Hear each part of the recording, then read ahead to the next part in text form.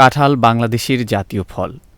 গ্রীষ্মকালের এই রসালো ও সুস্বাদু ফল শুধু স্বাদেই নয়, পুষ্টিগুণেও অনন্য। দেশের প্রায় সব অঞ্চলেই কমবেশি কাঁঠালের গাছ দেখা যায়। বিশেষ করে গাজীপুর, নারায়ণগঞ্জ, টাঙ্গাইল, দিনাজপুর, ময়মনসিংহ ও চট্টগ্রাম অঞ্চলে এর উৎপাদন বেশি। কাঁঠাল শুধু একটি ফল নয়, এটি বাংলার সাংস্কৃতিক ঐতিহ্যের অংশ। মুচমুচে কোয়াগুলো যেমন আমাদের স্বাদের তৃপ্তি দেয়, তেমনি এর প্রতিটি অংশেই রয়েছে ব্যবহারযোগ্যতা।